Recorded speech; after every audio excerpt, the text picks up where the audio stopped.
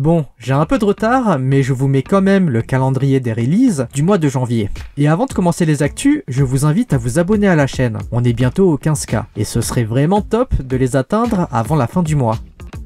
Les My Day commencent l'année assez mal malheureusement. Le 1er janvier, JYP a annoncé que Jay avait décidé de quitter Day6. L'artiste aurait motivé ce choix par des raisons personnelles. Si le fandom s'attriste d'une telle nouvelle, pour beaucoup ce départ était prévisible. Cela fait un moment que Jay s'exprimait sur les désaccords qu'il avait avec le label. Il y a 2 ans par exemple, l'idol avait dénoncé le manque de soutien de la part de JYP sur son titre solo, comparé aux autres membres dont la promotion était faite en temps et en heure par le label. Plus tard, suite à la pression du personnel, c'est sa chaîne YouTube que Jay a dû stopper. Et plus récemment, l'artiste révéla qu'il ne bénéficia d'aucune aide concernant l'événement musical Head in the Cloud, se tenant à Los Angeles. Jay disait devoir préparer sa setlist tout seul, mais également recruter le personnel de lui-même, à savoir un technicien général, un technicien d'éclairage et un opérateur de téléprompteur. Certains se disent toutefois soulagés de le voir quitter une agence qui ne le méritait pas.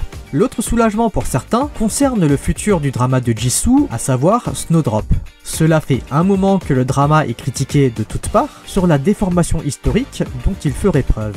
Encore une fois, je vous invite à aller voir ma première vidéo sur le sujet pour ceux qui ne sont pas au courant de la controverse. En tout cas, suite aux 300 000 signatures rassemblées par la pétition du groupe civique World Citizen Declaration, le gouvernement eut pour obligation de traiter la demande visant l'interdiction de diffusion. Et le 29 décembre, le tribunal de Séoul a statué sur le fait que le drama ne présentait aucun caractère justifiant la suspension de sa diffusion. Le tribunal affirme, je cite, « Même si le drama est basé sur une vision déformée de l'histoire, il est difficile de croire que le public acceptera aveuglément le contenu. » Du coup, la JTBC, dans la foulée, a annoncé poursuivre toutes les personnes qui répandaient des fausses rumeurs sur la série. En fait, la chaîne a indiqué souffrir de pertes financières assez importantes à cause des scandales gravitant autour du drama.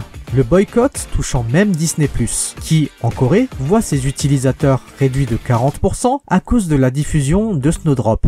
Malheureusement, malgré cette victoire juridique, c'est maintenant la direction artistique du drama qui est critiquée. Après avoir vu les premiers épisodes sortis jusqu'ici, de nombreux viewers ne purent cacher leur embarrassement quant à l'acting de Jisoo. En fait, les spectateurs affirment que les expressions faciales de l'idole seraient bizarres et inconfortables. Elle n'arriverait pas à incarner les bonnes émotions et cela se verrait à l'écran. D'autant plus que les autres personnages, même de second rôle, auraient un meilleur jeu d'acteur. L'autre reproche auquel fait face la visual de Blackpink concerne son intonation et son timbre. Jisoo aurait une voix nasale assez difficile à comprendre et sa prononciation serait-elle inexistante. Par exemple, le personnage qu'elle incarne se nomme Eunyoung-ro.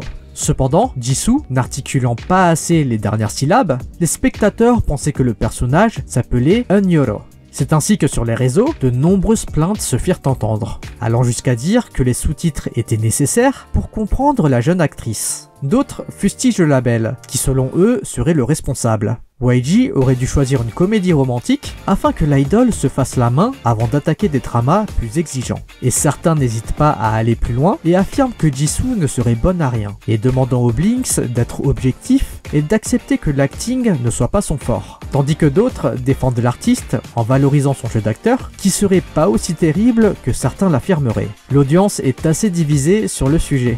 A contrario, c'est à l'unanimité que les propos déplacés sur Karina et DJ Soda furent condamnés cette semaine. En effet, Lee Dong-ho, fils de Lee Jae-myung, candidat à la présidentielle, serait sur le grill pour avoir tenu des propos qualifiés comme de l'harcèlement sexuel. Le 2 janvier dernier, DJ Soda décida de partager une capture d'écran d'une station TV coréenne. Les nouvelles du jour avaient pour tête d'affiche le leak de propos tenu par le fils de l'homme politique.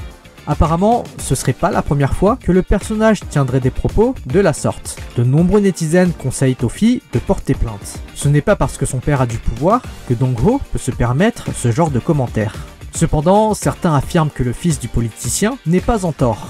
Les propos étaient tenus dans le cadre privé, donc sans aucune intention d'harceler qui que ce soit. Et il n'est pas interdit de tenir des propos tant qu'ils se font dans l'intimité des personnes, et non en public. En fait, ce serait l'opposition politique qui aurait fuité ces infos dans la seule intention de décrédibiliser le candidat, et non pas par souci de justice ou de protection envers Karina et DJ Soda. Une partie des netizens se désole de voir que les filles soient des victimes de manipulation politique de la sorte. Bon les amis, comme d'habitude on se retrouve la semaine prochaine pour une nouvelle vidéo. En attendant, lâchez votre like, abonnez-vous et activez la cloche. Allez, on se dit à toutes et bye bye.